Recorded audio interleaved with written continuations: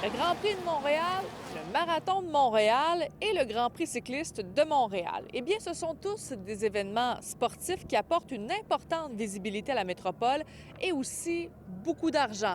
Par exemple, en 2019, le sport a généré 611 millions de dollars et ce, seulement à Montréal. Que les grands événements attirent des gens, que les grands événements amènent le nom de Montréal à se positionner sur la place internationale et ça attire une clientèle qui est intéressée par ce type d'événement et qui se déplacera donc à Montréal pour vivre ces événements-là.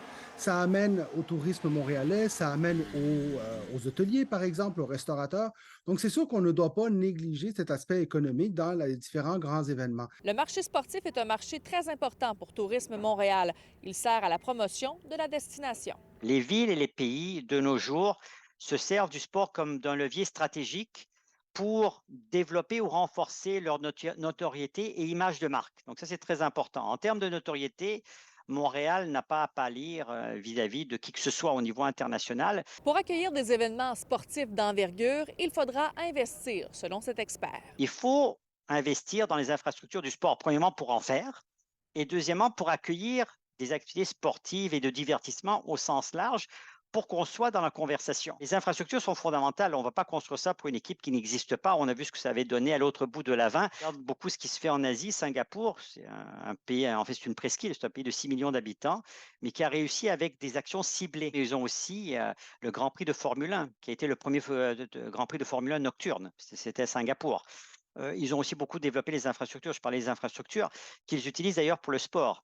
Ce qui est très intéressant à Singapour, c'est que le circuit de Formule 1 utilise le réseau routier de Singapour. Mais il faut aussi se questionner. On peut bien sûr penser à attirer d'autres événements. Par exemple, il faudra voir quels sont le coût de ces événements-là. On sait que le coût des événements internationaux augmente de plus en plus et les citoyens sont en droit de se poser la question, est-ce que l'argent investi dans ces événements-là vaut réellement la peine?